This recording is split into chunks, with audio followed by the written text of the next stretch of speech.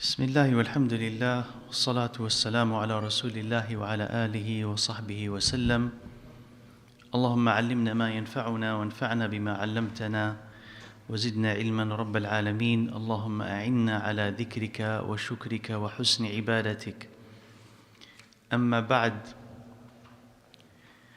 we have heard Ibn al-Qayyim rahimahullah last time explain to us the progression of sin, if you remember, how it comes into a person's life, how it infects. So he said the first is a glance, the look, and then the thought, and then the step or the speech, and then the sin. And we said last time that this is extremely helpful, whether it is for you as a person who's trying to block away sin, or for a teacher, a parent who is trying to educate his child, his students, on how to stop those sins. So when you know how it starts, and it starts very small, you can intervene. As we said last week, we could intervene at every point, but especially at the very earliest of points, which is the idea to fight sin before it takes hold. It's easier then, when it's just a thought, or when it's just a look, before it develops into something that is far more serious, and it's then almost impossible to stop. We say almost impossible because it can always stop. So today, inshallah Rabbil Alameen, we're going to deal with the first station. And that station is the station of the glance, the looks that a person should control.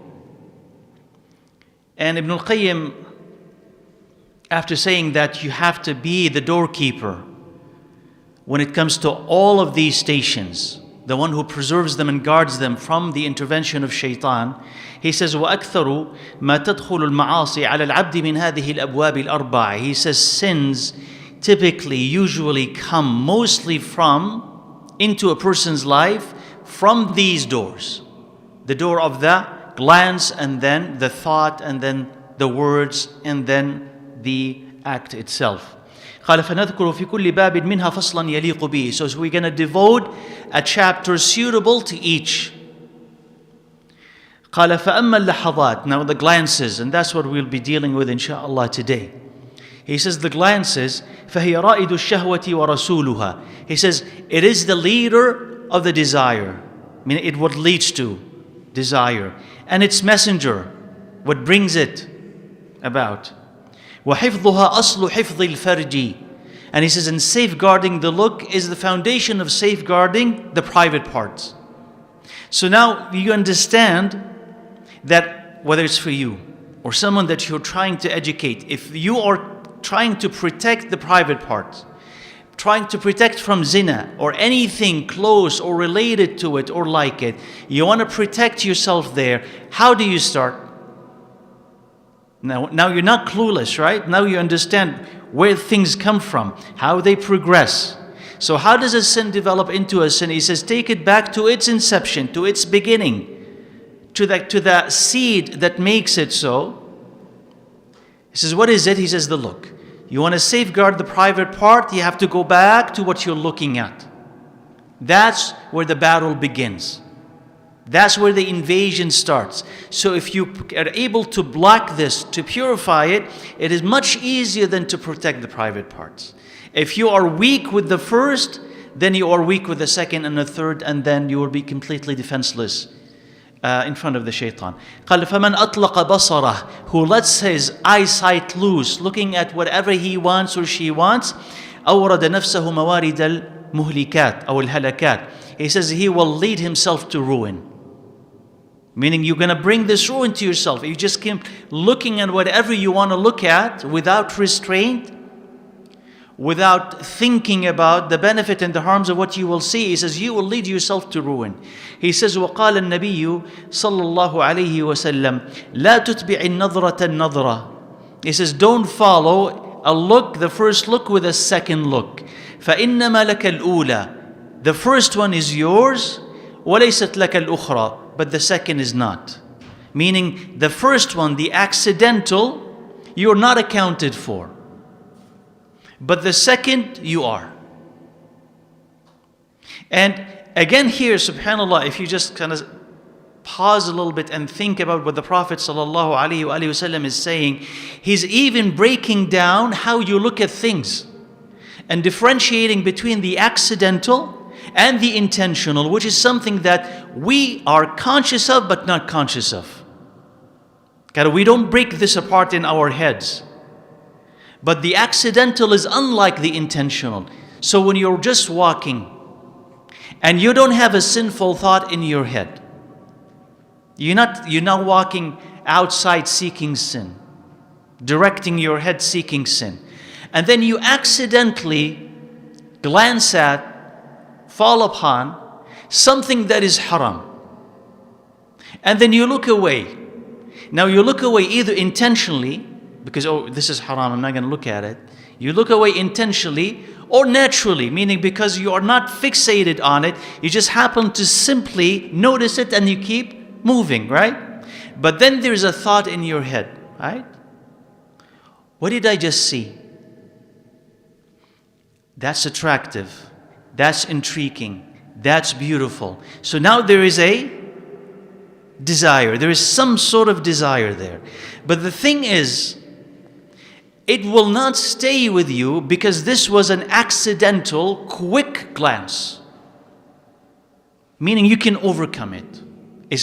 Will not leave an imprint, will not leave much of an impact. It's just an intrigue. You're curious. What did I just see? There was something beautiful. There was something haram. There was something curious. Something interesting. So the first look, he's saying, alayhi salatu wasalam, that's yours. Meaning, you're not responsible for it. There is no malice. There's no evil behind it.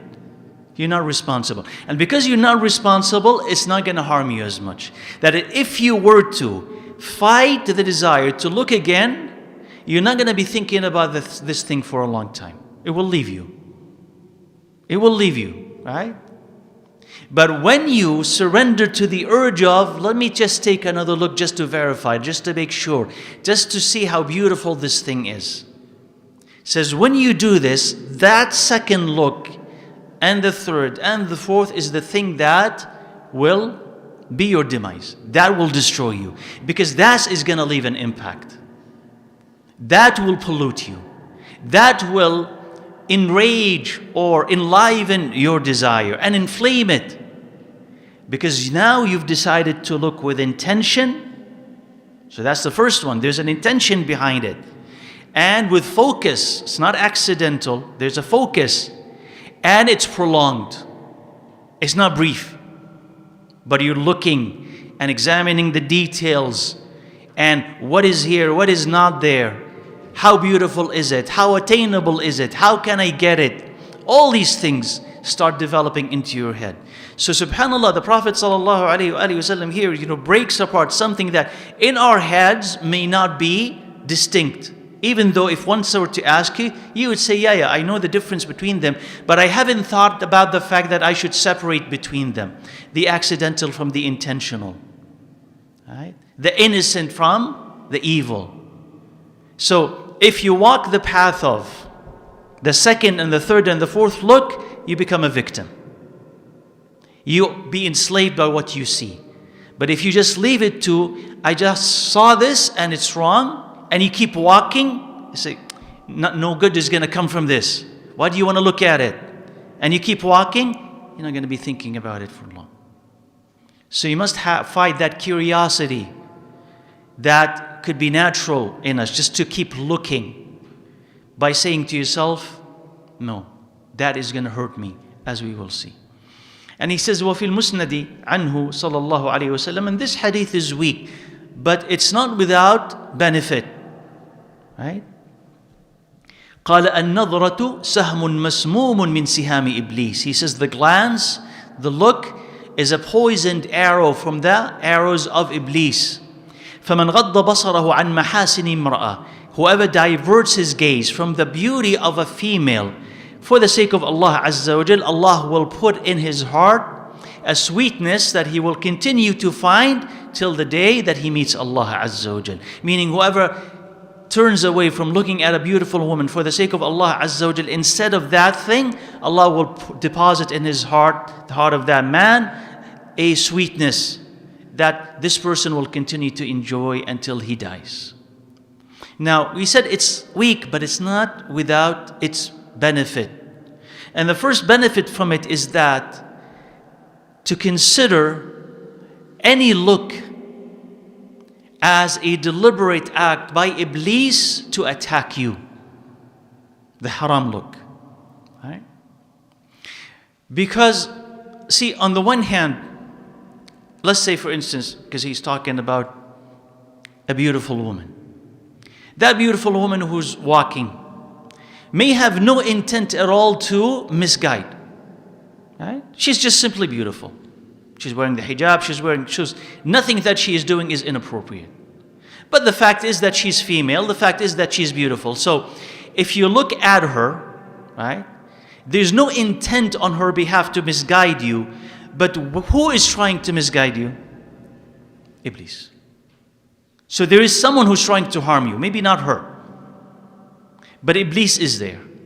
And he's gonna use that innocent, what could be an innocent encounter, against you. By suggesting, by inspiring, by plotting against you to kill you. And if you look at it as a poisoned arrow, I mean he's throwing things at you intentionally. Intentionally. Whatever you see, sometimes even when it's not bad, he'll twist it so that it'll be bad. So he could use it against you. So it's a poisoned arrow continuously being shot at you. And he's using your eyes for that. That's why you need shields and protection. Now, why did I emphasize that the person may not want to harm you, but Iblis actually wants to harm you? Because if you consider today, the fact that a lot of things out there are intended to harm you, not only by Iblis, by others as well. Like what you're seeing is intended to affect you, manipulate you, misguide you, take advantage of you. It's not innocent. A lot of what you see today is intentional, right?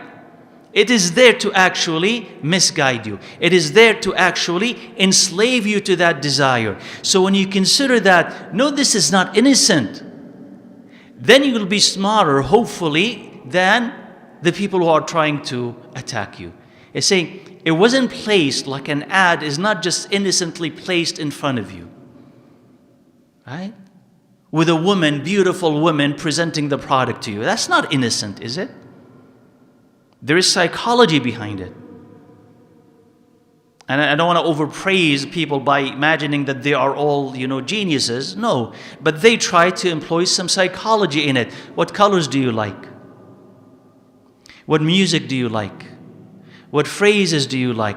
That's going to enter your mind and heart and stay there. It's not innocent. So ads are not innocent. Right? Articles are not innocent. Presentation of information, of news is not innocent, is it? Right? Like when you know about politics, you know that the way that they present a story and the words that they use and how they frame it and phrase it is absolutely intentional in painting a person as a victim or as an aggressor, right?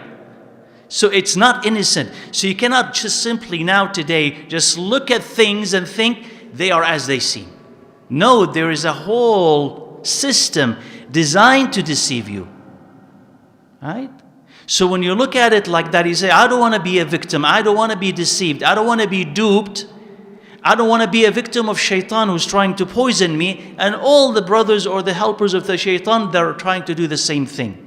So then you become smarter. You wise up and you say, I'm not going to make them manipulate me. There's an intention behind it. Right? And again, let's go back to this example again of that beautiful woman. So what could a beautiful woman at that time do to entice? compared to what they're doing today. What can she do? Dress nicely, put on some makeup, but the makeup that they had then doesn't compare to what you have today. It can completely transform a person. You will not even know that this is the real person anymore. Completely. Forget about digital and manipulation and enhancement. This is another total story. But just the person, if you look at them, and the way that they could have a person dressed today, their makeup is unimaginable compared to what people had before. So if people before could be tempted, what do you think about today? The level of temptation today is really high, is really great, right? And that is if you just see a person in front of you, right? The dress, nobody in the past could afford a dress like the dresses we have today. Makeup like the makeup we have today. Her hair as we can do today. She could look like something out of this world. How could this not be tempting? So the level of temptation today is much greater. Now add to it any digital manipulation. What you see that you're behind the screen and they're in front of the screen. What is in between you is layers and layers of deception. Right? So think about how much effort they are putting to capture you and to enslave you. This person that you may look at, and I'm explaining this so that when you see an entertainer, someone who is so beautiful, so glamorous, through that digital media, you don't be impressed by it. So think about the team that they have that makes this person as glamorous and as beautiful as they are. Right? And think about whether if you were to meet this person in real life, whether that would impress you or not. Because they're not going to have that team with them that makes them beautiful. So this entertainer, this actor, this actress, why do they look the way that they look? What do they have that a normal person doesn't have? And then when you start comparing average people, or your wife, or your husband, to them, they will never live up. Why? Because this person has a personal trainer, right? Right? And has a nutritionist, and has someone who does their makeup, and someone who does their hair, and someone who designs their clothes, and someone who tells them what to say and how to say it and how to speak, and there's an accent or a speech therapist or a coach. Who can afford all of this? Right? So what you have in front of you is what? Fake. Really fake. And as I said, if you were to meet that person in real life, and if someone were to say what's your dream? I just want to marry this beautiful woman who is famous. And if you were to marry her, you're not going to stay married to her. Because she's not the person that you saw or believed to be. But it's that level of manipulation. And it's very intentional. So when you know it's fake, you're not going to believe it. Right? And you want to take it a step further now. Let's take it one step further. I want you to understand how we're living in a time of fitna. And so everything that Ibn al-Qayyim rahimahullah is saying applies much more today than it applied at the time of Rasulullah alayhi salatu wasalam. Though it did apply then. But today you really have to be watchful. So today the thing that could be a potential, right, is AI, or artificial intelligence that is beautiful but completely fake. Right? So there are influencers today, that we already have them, influencers today, that are completely AI or manufactured. And they have hundreds of thousands of followers. So there's a female, I'm not telling you this for you to go and seek them out, but there's an influencer, at least I know of one, an influencer, a female. There's a team behind her who manufactures the image, manufactures a life. Oh, she likes to go to the gym. She shops here, she does this, she does that, she's beautiful, different poses. And she's what? Absolutely fake. Yet she has followers. Right? And then you think to yourself, what are you following? Like when someone tells you she goes to the gym, you understand that that's not real. So there's no real person behind this. Or she buys this, she eats this, she takes care of her health. What are you talking about? There's nothing. They're just making up a story. What are you following? So we're in a sense, we're being really manipulated, and we understand that we're being manipulated, and we're fine with this. Right? And I want to push it one step further also, and we're saying that because I was just listening to this. It says, what happens if people start having girlfriends that are AI? And the level of manipulation and attachment. Because he says, if you are a teenager, but not even a teenager, but someone who needs love, and AI can read you, right? Especially if it's well designed. Maybe not yet, maybe now. But if it's really well designed, they can read you, and they can be the sweetest thing, and they know what you need and what you do not need, and how to talk to you. They draw you in. This is how they're designed. So you would want to love to talk to them more than real people. And you're so attached to them more than real people. And you get emotionally hijacked. And when you get emotionally hijacked, it's hard for you to come back. So go back here to what we were talking about, which is whatever you are seeing is intended to deceive you and to enslave you and to misguide you. And if you know that Iblis is behind it, and if you know that there are some really bad people or at least unethical people behind it, you say to yourself, I don't want to be their victim. I don't want to be their lab rat for them to do whatever they want with me. Stay away from this. This is haram. This is wrong. Otherwise, it will destroy me. The other part of this hadith, we said it's weak. He says, if you turn away from something that Allah Azza wa Jal hates, Allah gives you something beautiful in return. That principle is absolutely right. That is, a person who's gonna fill his head with filth or with junk or with garbage has no place in it for what Allah loves. It's crowded. But if you keep the haram out, obviously, right, there's a place for the halal. And Allah Azza wa Jal rewards you for saying no to something that He hates. He gives you something better in His place. So maybe you'll feel more of Allah's love, more of the sweetness of ibadah, more of a desire to do good things, or at least be protected from bad ones. He continues that the Prophet ﷺ said also, غُضُّوا أَبْصَارَكُمْ وَاحْفَظُوا فُرُوجَكُمْ. He said, lower your gaze and protect your private parts. And he said, alayhi salatu wassalam, إِيَّاكُمُ الْجُلُوسَ عَلَى الطُّرُقَاتِ. This is a really interesting hadith, and you should think about how relevant it is today. He says, إِيَّاكُمُ الْجُلُوسَ عَلَى الطُّرُقَاتِ. He says, beware of sitting in the pathways or along those pathways, a road, pathway. He says, O Messenger of Allah, these are the places where we gather. We have to sit there. So he said, sallallahu alayhi wasallam, if you have to, فَأَعْطُوا الطَّرِيقَ حَقَّهِ. Give the pathway its right. They say, O Prophet of Allah, what is the right? He says, غَضُّ الْبَصَرِ. Lowering the gaze, كَفُّ الْأَذَى. Stopping your harm, وَرَدُّ السَّلَامِ. Giving back the salam. And in other narrations that are not mentioned here, and commanding good and forbidding evil. Right? So basically, what is this hadith saying? He says, the Prophet ﷺ, he says, don't sit on the road. Right? And people, you know, I think we still have this still today, if not in this city, in other cities, but it may be in this city as well. So when the weather is good, and there's a place where people can gather, around this corner, there's a spot, and people could sit together, and they could start talking.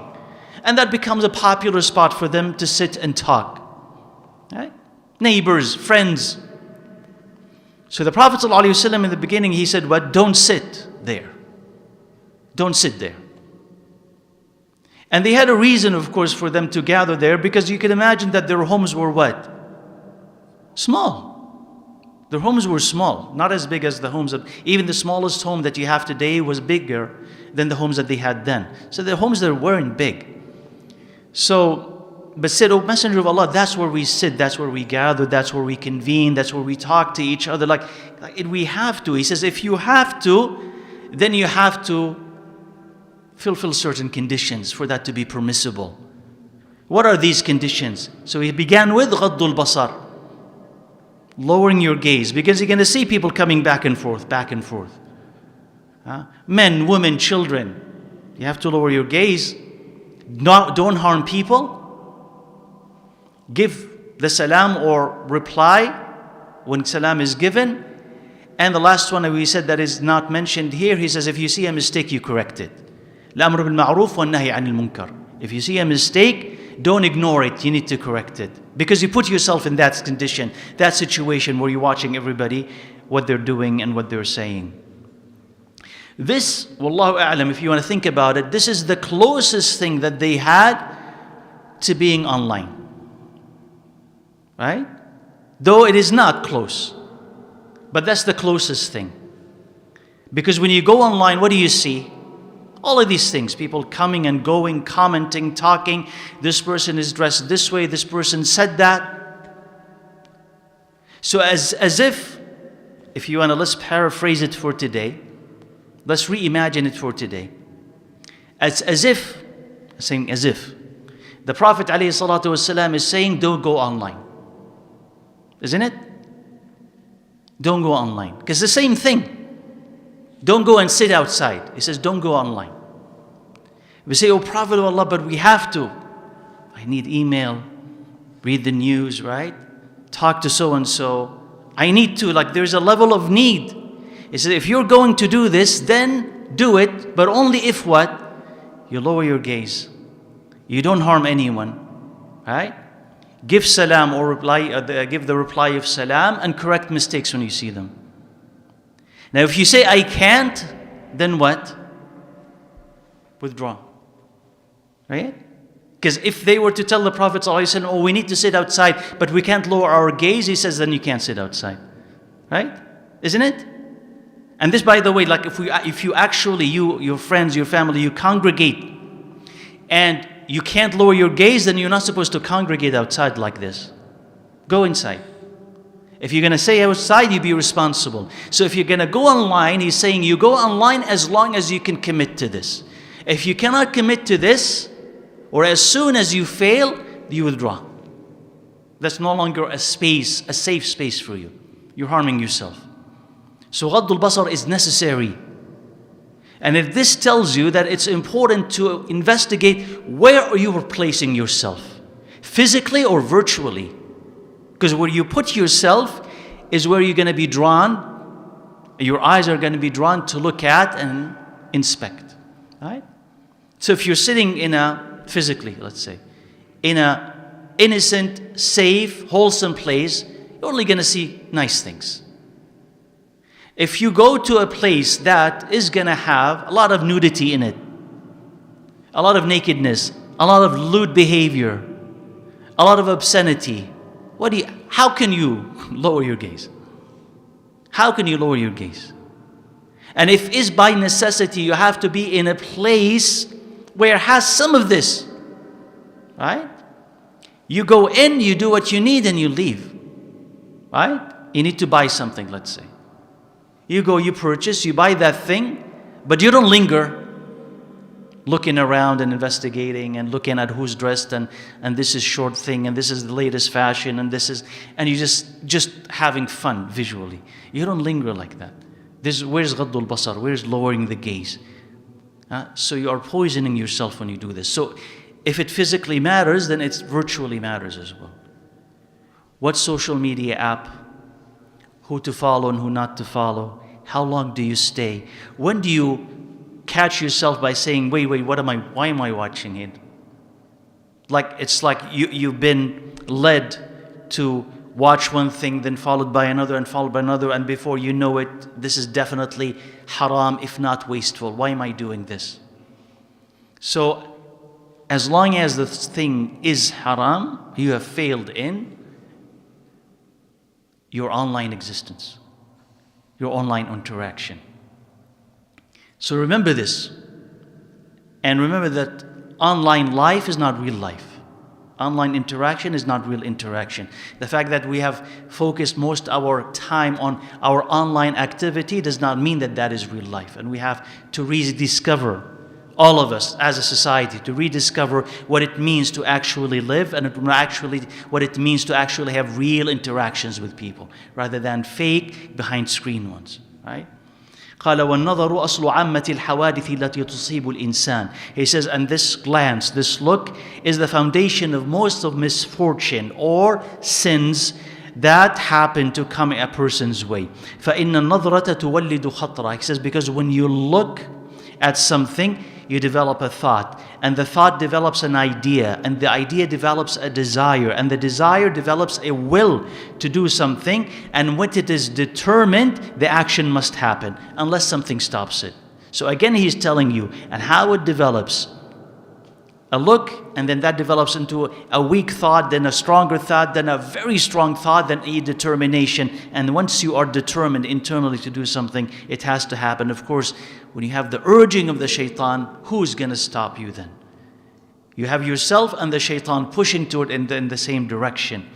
وفي هذا قيل الصبر على غض البصر أيسر من الصبر على ألم ما بعده. He says that's why they've said, he says patience with diverting your gaze is much easier than patience with that pain that follows unrestrained gaze. Meaning restraining your gaze is painful. He says, but compare that to the pain that you're going to receive if you don't restrain it. He says, it's easier to stop the evil and its inception and the beginning rather than after it had become a problem. And he'll explain how it becomes a problem. But he says, if you deal with the problem at the beginning, it's much easier. Then the pain is negligible. Versus if you let it open and mushroom and blossom inside of you, that's different. He said, قال الشاعر, and he does quote few poets here. He says, كل الحوادث مبداها من النظر. He says all sins or all misfortune, they happen to begin with a look, as most fire happens from a small spark. And he says, how many looks have entered the hearts of the onlooker as an arrow that hits from the string and the bow. وَالْعَبْدُ مَا تَامَ ذَا طَرْفٍ يُقَلِّبُهُ. And he says a person, as long as his eyes are looking at the eyes of the beautiful woman, he is upon danger. يَسُرُّ مُقْلَتَهُ مَا ضَرَّ مُهْجَتَهُ. He says he pleases his eye with what poisons or kills his heart. It is not welcome to have such joy that brings harm.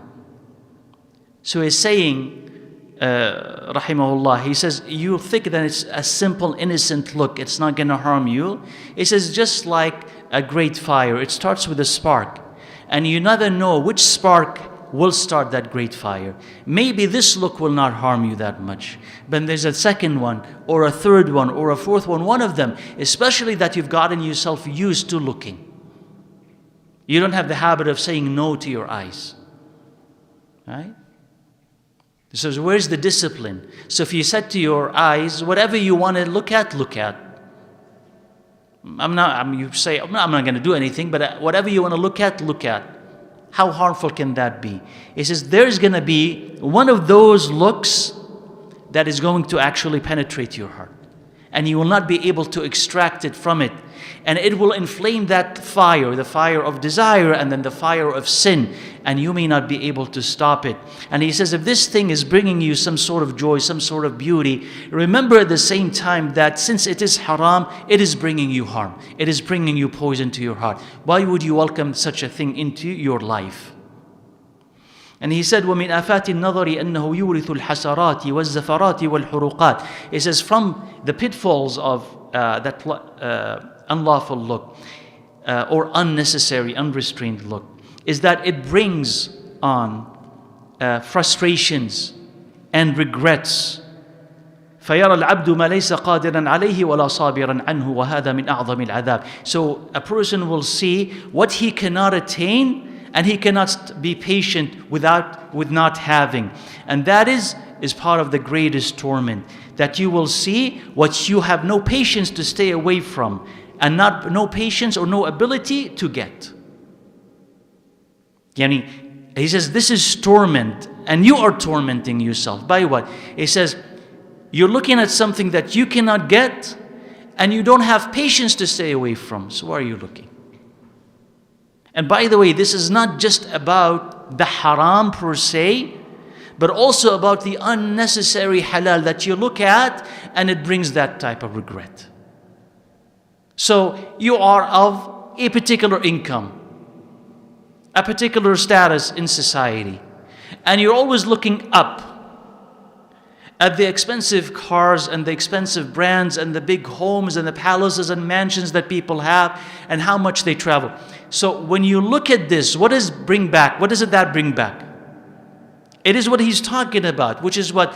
That frustration and that regret and that agony. Because you are looking at and kind of producing two things. One, you now desire things that you cannot get. You know that you cannot get those things. And you know that anybody in this world, if they just have unrestrained gaze, anyone without exception, they will look at things that they cannot get. Even the richest person. There are things that he cannot get, right? Doesn't matter. He can look at someone who's younger than him. He can not get their youth back. He could look at somebody whom he think, oh, that he's attractive, she's attractive, but they're not attracted to them. There are things that you will never be able to get. Never. Even if you are the wealthiest person, richest person. So you cannot get it, but now because you're looking, you're not patient. You can't stay away from it. You want it. He says that's the agony. So that's an agony with halal, but that's an agony definitely with haram. So you look at someone, okay, can you marry her? No. The more that you look, the more that you are attracted, the more that you're in love, especially if you don't talk to her. Again, can you marry her? No. So why are you looking? Why are you tormenting yourself? Are you sane? That's what you should say to yourself. Are you sane? Like somebody who knows that he cannot afford this expensive bag, unnecessary, lavishly expensive bag. But every day he goes, in front of the store and looks at it. Isn't that torment? But you know that you can't afford it. And you know really it's not worth that much. And you don't really need it. Why do you keep looking at it? What's the remedy here? To stop looking. Even if you're attracted, you're thinking about it. This is basically stop looking. Because the more that you keep looking, the sicker it makes you. Right? The more you look, the sicker it makes you. So stop looking. And if you stop looking, you will forget. You will forget. But you'll agonize in the beginning. And he'll mention some poems here that are relevant. He says you'll agonize in the beginning, but that's fine. If you just are patient with that pain, it will go away, inshallah. Right? وقال الشاعر وكنت متى أرسلت طرفك رائدا لقلبك يوما أتعبتك المناظر. That's the same idea. He says you will see, if you have unrestrained glances, you will see that the thing which you cannot get all of it and you cannot be patient to stay away from. Right? So he says why the torment? قال وكم من أرسل لحظاته فما أقلعت إلا وهو يتشحط بينهن قتيلا. He says how many people have let their eyesight loose, their eyes loose, and what they brought them killed them, figuratively.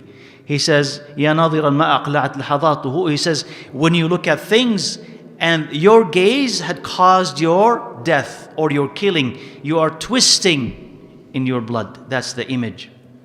قال ولي من أبيات. He says, and I have these verses of poetry. قال مل السلامة فاغتتت لحظاته وقفا على طلل يظن جميلا. He says he's tired of safety, so he looked at a ruin. He looked at a ruin that he thinks is beautiful, and he continued to look at it until that killed him, and he is twisting, turning in his blood. What's interesting, subhanallah, is when he said here, مَلَّ السَّلَامَةَ, he is tired of safety. He's bored. And that is another reason why people look. which is what? Boredom. So why do we go online most of the time, right? It's not that because we need it, to be honest, right? And if you really want to separate the time when you're doing actually positive work, good work, that needs you to be there, versus a time where you're just aimlessly drifting here and there, right? And watching whatever. What is that? What is the reason that you're looking? It's that, boredom, right? It happens with that. There's no intention, there is no purpose, it's just boredom. And the problem with that is that if you are bored and you're just kind of launching into this world without an objective, without a framework, without parameters, you're going there innocently, but the person on the other hand, or whoever is on the other hand, is not really innocent. Again, you're being used. There's an intention on the other side, but you're just open to anything. Just show me anything. Just make me laugh. The latest prank, the latest trend, the latest fad. Just show me something, right? And you think it's just normal. It's not normal. You're being manipulated, right? And there's an algorithm that is playing with you and is taking advantage of you and is making money off of you. And you are the product and you are being consumed. You're not consuming, you're being consumed. They're making money. And you think it's innocent, and it's not innocent. And you never should think of it as something that is innocent. With every frame, with everything that you are seeing, you are being studied, right? You're being studied and you are being manipulated. There's someone behind. So here is where you have to deal with boredom. If you're bored, what do you do? And that's the question that you have to answer. Like, if I'm bored, okay, good. What do you do? Do you read? Do you eat? Do you exercise? Do you talk to your friends? Or if you're going to go online, is it a deliberate, careful foray into that online world, or is it aimless? If it's aimless, you're going to see something haram. And your mind is going to rot, seeing all those mindless activities. But if it is intentional, it's very different. I'm going to listen to this. I'm going to watch this. You know whom to follow. And what do you want from them? And you know that I'm there for this, and once it's done, I'm gone. So it has to be deliberate. Cannot be just simply I'm bored. And boredom, by the way, is a killer. You know that people commit acts of haram just because they are bored? Right? Just because they are bored. What do? Let's steal something. Exciting. Exciting, right? Let's harass this person. Let's bully them. Why? Exciting. Online or in real life. Exciting. Try something new. Some of them, right, would have zina. Why? I was bored. It's boredom, seriously. It's just boredom, like just bored. So they'll do this, right? They will sleep with someone because they're just bored. Right? It's just boredom. So you gotta engage yourself, engage your mind, and be careful not give that place to the shaitan. No. Another verses, he says, also the composition of Ibn al-Qayyim, Ya Ramiyan bi sihami al-lahdi mujtahida. He says, the one who is trying to look at things, beautiful woman, let's say, says, you're the one who's being killed, so don't throw these arrows. He says, and then you're sending it to bring you something which is bringing you a cure, it is actually bringing you harm. And he says, وَأَعْجَبُ مِنْ ذَلِكَ. He says, what is more marvelous than that? He says that the look will injure the heart. And he will keep looking and injuring his heart, and that continuous injury does not stop him from repeating those looks. And he says here, مَا زِلْتَ تُتْبِعُ نَظْرَةً فِي نَظْرَةٍ. He says you continue to look one look after the other, following every beautiful man or woman, and you think that this is the remedy to your injury. And indeed it is an injury upon injury. So you've slaughtered yourself with these looks, so the heart now is suffering because of it. And here he's pointing here, rahimahullah, to something interesting, which is what? A person, and especially as you progress towards the end when it comes to ishq or it comes to love, but it applies to anything, to everything else too. It says when a person, looks at someone and they adore them, they're beautiful, and they say, I'm in love with them. And that look is haram. And as far as they know, when I'm away from them, I'm tormented by the fact that I cannot see them. I need to look at them, because that's the only thing that will bring comfort to my heart. Otherwise, I am in distress. So they will say, let me just look at them again, because if I look at them again, that will give me nourishment, that will give me comfort. Just looking at them is the greatest thing that I can imagine. So he's saying your heart is suffering. Your heart is suffering. You think by repeating these looks, you are curing your heart? No, you're adding to its suffering. You're adding to its injury. You are killing it. So it goes back to what we said. If there is something wrong with what you're looking at, the remedy to it is to stop looking, not to think like, let me take a second look, that will give me more comfort, will give me more beauty. Like, let me just look at this haram again, and after this I won't do it again. Right? Like, let me just take another look. And once I'm satisfied, I'm not coming back to it. It says, who are you fooling? It's easier to stop after the first look. It's easier to stop after the second look, before the third. You don't say, let me just do this haram, and once I'm done with it, I'm done. Like this is my last haram. He says, no, that's not going to be true. It's going to plant it even firmer in your heart, and it's going to make your heart sicker because of it, and you're more likely to remember it and to haunt you again and again and again, if not now when you are weak. Because sometimes when you're strong and things are okay in your life, you're fine. But when you're really down, the shaitan will come and attack and remind you and bring all of these images. You remember that thing that you used to love, the thing that you used to do, the thing that used to give you joy, the thing that used to distract you, so you don't have to think about this terrible thing that is happening to you. Just give it another glance, just give it another try, just, engage in it again. And you will do this because you have what? Memory. So the more that you enhance your memory of that haram, it's easier to come back to it. So it's saying your heart is sick. You're in love with someone that you cannot marry. But, this could include anything, could cover anything. So you're in love with this, and you want to keep looking at it, that is your sickness. You have to stop looking. Don't deceive yourself by saying that this is my remedy. Right? And since we're talking about looks, right? One of the greatest ills that we have today is pornography. Right?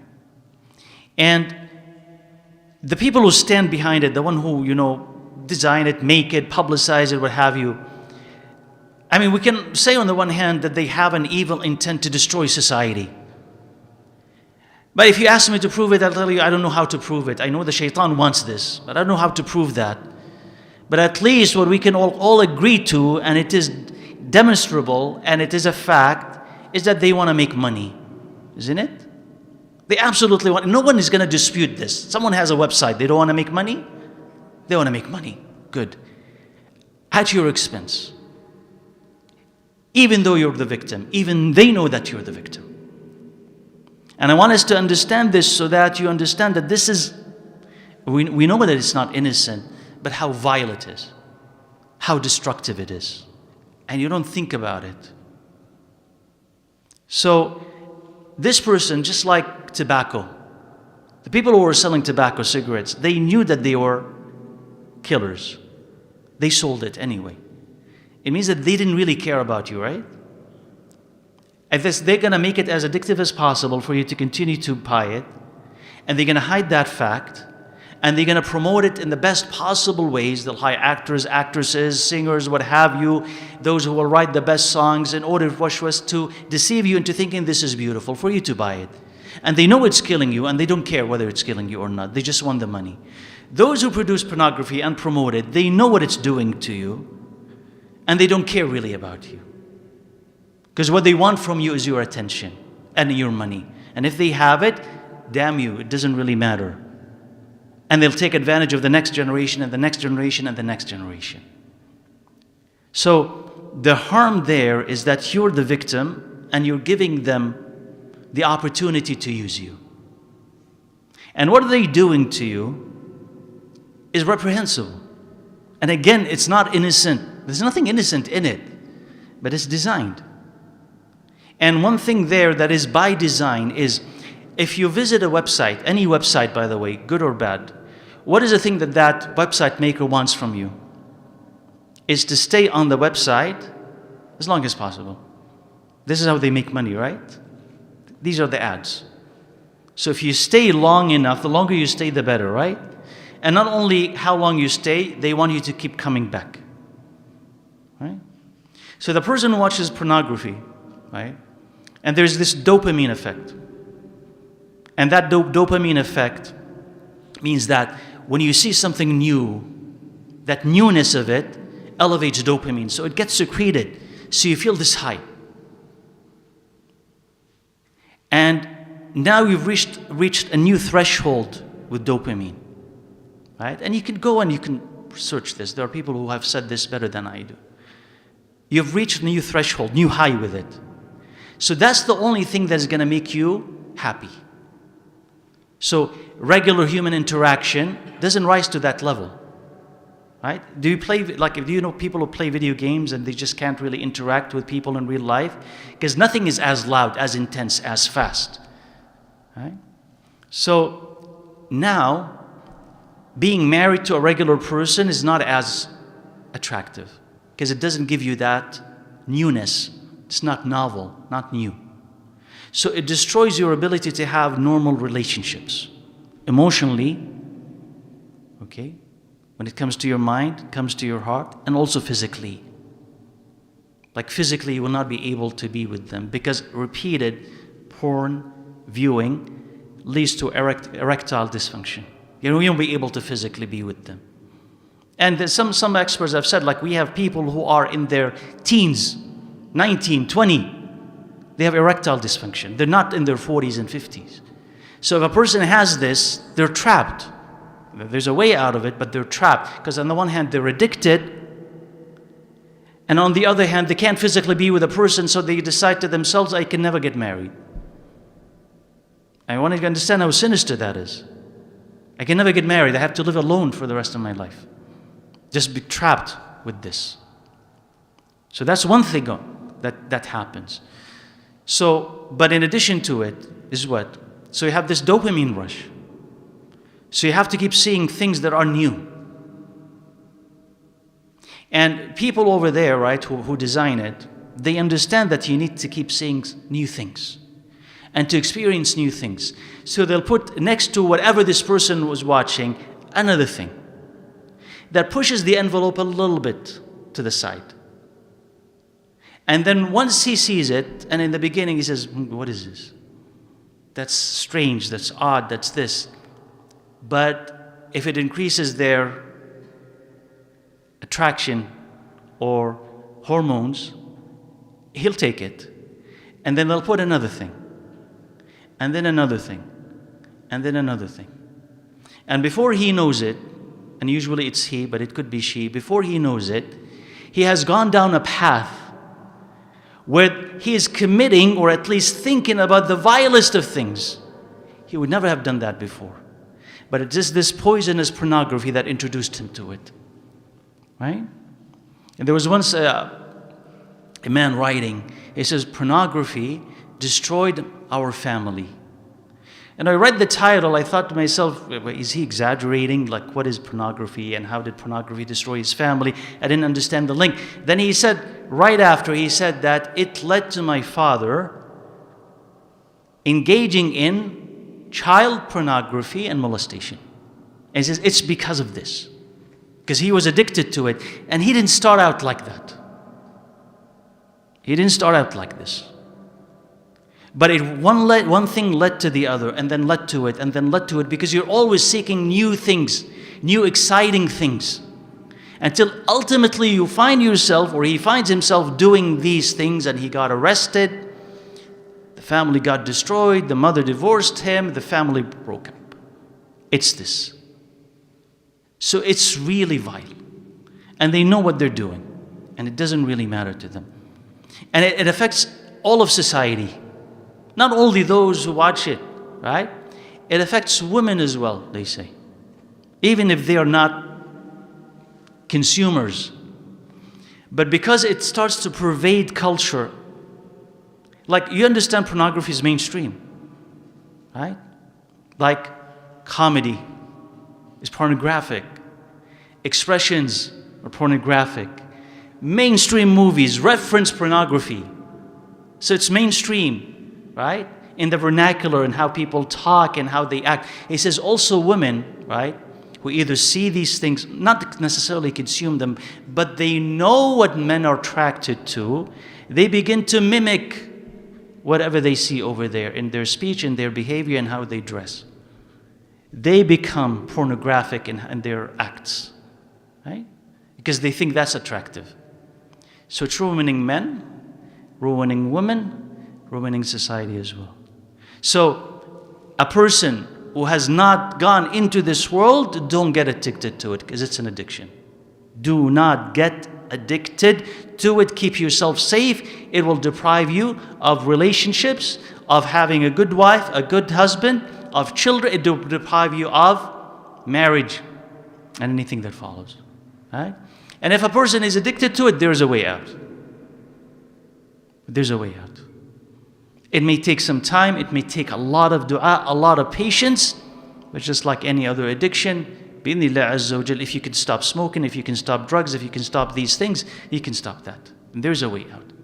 But it all goes back to what you look at.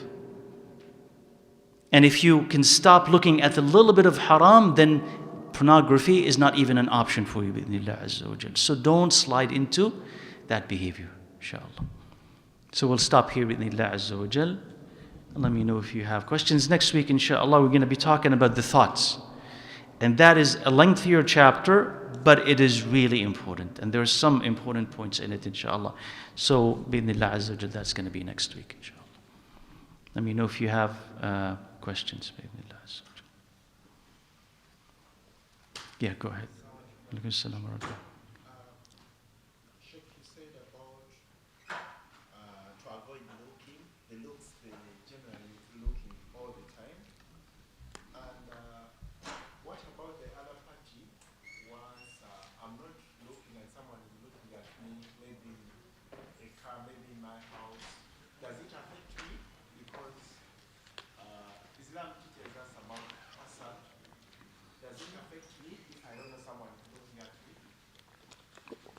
So someone is looking at you without your knowledge.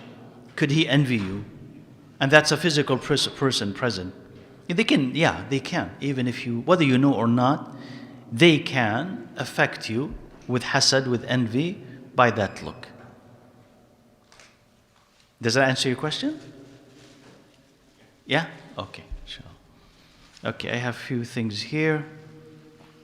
What is the quick remedy for a sick or diseased heart for those who have involved in haram look or enjoying looking at other people's happiness through social media, which impacted the person to anxiety other than stop looking? So if you're looking at remedies, always one of the quickest thing is dua. One of the most important things is dua. If you recognize that you're doing something wrong and maybe you don't have the ability to stop it, what do? So what's the first step? The first step is to ask Allah Azza wa Jal. And to make it a habit of asking Allah, meaning like not I just ask once and I'm done. Like to continuously keep asking Allah Azza wa Jal for it. Just like you want this job, how often do you ask for it? You want to graduate, for instance, and you're finding some difficulty in your studies, how often do you ask for it? So things that you want, but it's not coming your way, how often do you ask? You say, ask a lot. So you take advantage of the opportune, most virtuous times for the acceptance of dua. So you have Fridays, you have nights, you have between adhan and iqama in your sujood. So you take advantage of that and you ask Allah Azza wa Jal sincerely and you keep asking Him subhanahu wa ta'ala for it. Now you say, okay, what other things other than looking? Try to devise alternatives. So instead of this saying to yourself, well, I will not look. Well, you're not going to sit doing nothing. what will you do instead? So instead of not looking, so for instance, let's suppose that you always go online between hour A and hour B. So if you want to limit that, what will you do instead? Will you go outside? Will you exercise? Will you read a book? Will you engage in a habit? Or what will you do? So plan something else to take away from the time that you spend doing things that are not pleasing to Allah Azza wa Jal. And don't be alone, right? Because that's when it typically happens. Don't be alone. And if you see, as the questioner here said, people are enjoying something happy, or they're experiencing some happiness. If you see that and it's causing you pain, causing you anger, causing you envy, immediately make dua for them. Like a lot of dua for them. Not just, Ya Allah, oh no, may Allah bless them and move on. Like, keep making dua. May Allah bless them. May Allah preserve that ni'mah for them. May Allah increase His ni'mahs. May Allah protect them from all envy. May Allah, until you find that all the things that you had in your heart are gone. So you're not resisting the fact that they're enjoying that ni'mah, begrudging the fact that they have been blessed. So when you do this, and ask Him, may Allah protect them from the harms of that thing that they just got, and may Allah Azza wa Jal, give them this. And you want to pray for yourself, pray for yourself. But rest assured that whatever you prayed for them, Allah Azza wa Jal also, the angel is going to say Ameen to whatever you also have said, to that they be blessed with. So if you start with dua and then designing your time best, Wallahu alam, that is the first step, bi'idhnillah Azza wa Jal. How to develop yaqeen? Yaqeen develops through knowledge and develops through action.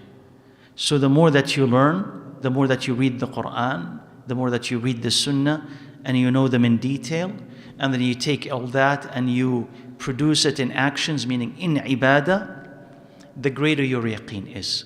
So continue with your ibadah and continue with seeking knowledge and ask Allah Azza wa Jal for it, bi'idhnillah. Does having connection with the Quran release dopamine also? Anything that pleases you gives you dopamine. Like this is why you become happy, why you become excited. Anything, but levels vary.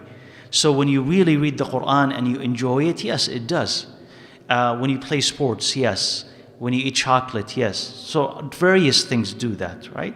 So if you are connected to the Quran and you absorb it, of course, the happiness that you feel will be linked to it, inshallah. Does that same apply to reading romance and what you talked about? If so, why? So I would say so. So I mean, okay, reading romantic novels is it haram? It says on the basic level of it, on the basic levels of it, you're fine. Basic levels of it. But then think about how often are you spending reading those things? How is it affecting you? How is it changing you? And are you reading something to counterbalance that as well? Right?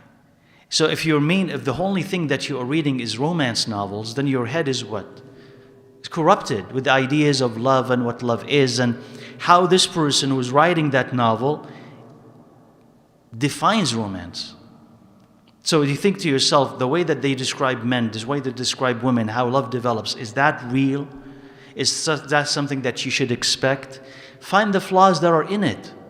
Because again, it's designed, it's fabricated, it's fiction. Fiction is what? Fabricated. Do things like that happen in real life? Often not. Even the person who's writing about it, just go investigate who they are. Are they even married? Are they even in love? How many times have they been divorced? Are they really happy? Are they writing about things that they believe in or writing about things that sell? Right? It's things that sell. So you just think about, it's an artificial construction. So if you're just immersing yourself in this artificial instruction, your mind is also artificial. It's trapped. So you need to kind of demolish that artificial, building and look at things as they are. And to do this, you need to read non-fiction, or at least if it's fiction that is based on, is uncorrupted, unpolluted fiction. Right? It's instructive fiction. Right? Where you're learning something that is wise. Right? that reproduces, for instance, biographical incidents of someone's life, even if there is some enhancement, but at the same time, it's not very corrupting, it's not very artificial. So I would say that reading romance novels, especially when excessive, is bad.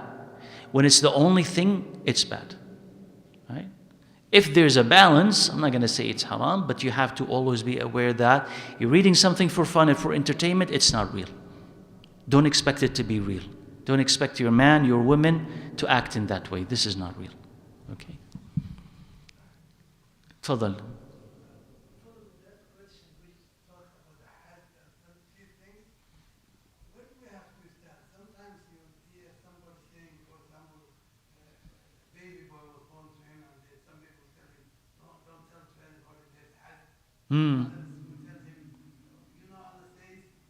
وأما بنعمته.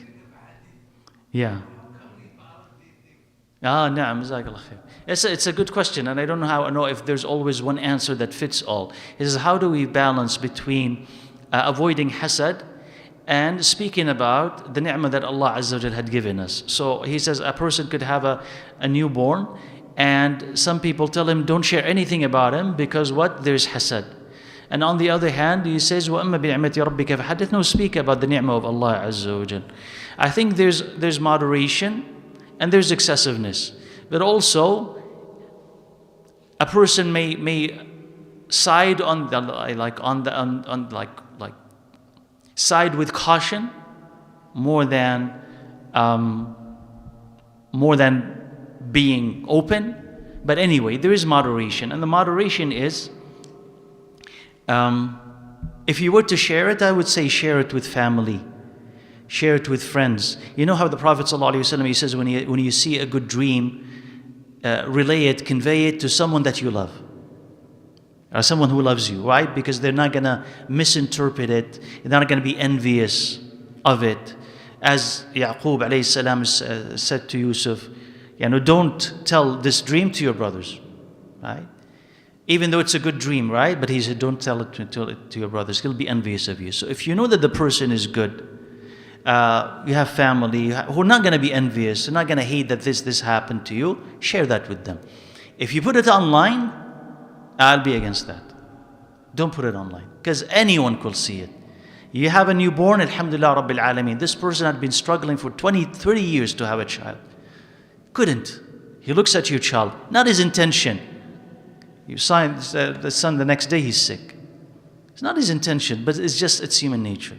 So I think maybe that is a line. It says, do it with those whom you love and you trust. Now publicize it that everybody can see it. Because al-hasad is true. Hasad is real. What about the addiction to anime? Is it not necessarily haram to watch anime, but it's wasting too much time? Is wasting too much time on it haram? The same thing. The same thing. So anime, right? Anime, the problem with anime, of course, and I'm not an expert, right? But there are people who have written on anime. Anime is based, they've said there's some shirk in anime, spirits, gods, this and that. But even if we say that that's not the case, the problem with anime and a lot of, things of that nature is built on fantasy. A lot of it is built on fantasy, right? Built on magical type of thinking. The problem is that if you develop a child like that and they grow up watching it, their mind is expecting this. Magical things to happen, fantastical things to happen. And if they are addicted to it, if that is their world, it's hard for them to interact with people. It's really hard for them to interact with people. And the way that they think about society, about their life, is it's in those terms. In magical thinkings, like they'll be withdrawn, they'll expect great things to happen to them, but they will not know what to do about it.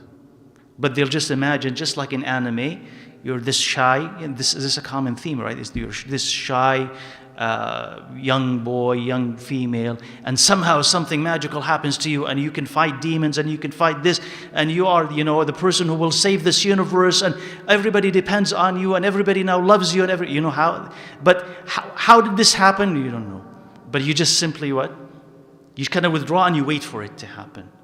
And there's fantastical things, but things are not connected. You don't do things, for in order to the outcome to happen. It just somehow falls into your lap. So wasting too much time on it is definitely a problem, but being affected and shaped by it is the greater problem, is the real greater problem. And not that this is necessarily connected to it, but there's a group, a category of men, and maybe that's something that we need kind of develop and talk about. There's a category of men in Japan that are like hermits. I don't know what their name, and if you remember their name, you tell me. They have a specific name to them. It's just hard to remember. They're just home all the time. They just play video games, watch anime, do this. They don't interact with people outside society at all, right? And it's not just one or two. We're talking about thousands of people. And their parents do not know what to do with them. And they're not like teens, 20s, 30s, right? He just cannot function outside the house. So you must understand there's something in the culture, right, that is creating this. And it's not an individual thing because it's a phenomenon, right? So can it be attributed to this? I think to an extent it can, wallahu a'lam, but who knows. This question will take too long. Islamic concept of predestination and free will coexist. We can't. Just simply know the following, inshallah Rabbil Alameen. Qadar, first of all, is one of the secrets of Allah Azza wa Jal, so don't dwell on it too much. Affirm few things and you'll be fine bi'idhnillah Azza wa Jal. Would Allah ask you to do things and punish you for them if you had no free will? Would that be just? He will tell you pray, and you have no will whether to pray or not, and punishes you because you did not pray. Would that be justice? Absolutely not. So you know that you have free will, right? If I tell you stand and you refuse, that's free will. No one can impose anything on you, so you have free will. Predestination, do you not know or do not believe that Allah knows everything that you will do? Of course He does. That Allah creates everything? Yes. Do you believe this and that? Yes. Stop. Khalas. That's enough. Right? We don't have time now to go into it, but this is really sufficient. Okay. So he says movies, social media, and shows have really distorted people's expectations of life and relationships. It's a great poison, and we need kind of to deprogram ourselves and deprogram our children. Wallahu a'lam. I think this is it. Maybe we have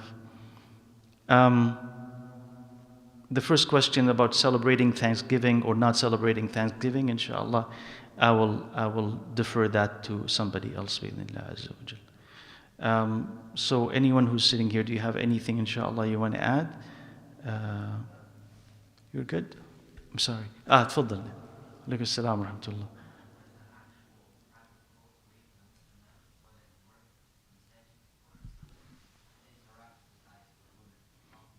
What is, just the first part?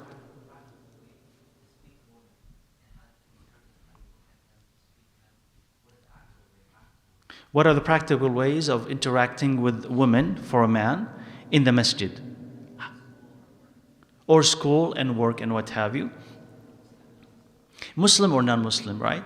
You lower your gaze, especially like in the masjid or among Muslim women who will understand this. You lower your gaze, right? As often as you can. And you are not alone with them. And you talk to them as needed, as necessary. And once that's done, you separate. So you don't engage in idle talk and unnecessary chatter. You just talk about what you need to, and then you finish that and you leave, inshallah. And you try to maintain that as much as you can with also non-Muslim women. So you keep a distance, you keep respect, you're never alone with them, and you try to minimize unnecessary chatter, unnecessary talk with them. And inshallah, you hope for the best as long as that is there and as long as there is respect. But there are certain things that you never cross, which is what? You're never really alone with them. You never touch. You always maintain respect. And you don't engage in intimate talk or that something that could lead to intimate talk. So if you do this, inshallah, hopefully you're within the safe parameters. Bi-idhnillah azza wa jal. Khair, inshallah. Okay, inshallah. So we'll see you بإذن الله عز وجل next week. سبحانك اللهم وبحمدك أشهد أن لا إله إلا أنت أستغفرك وأتوب إليك والحمد لله رب العالمين. السلام عليكم ورحمة الله وبركاته.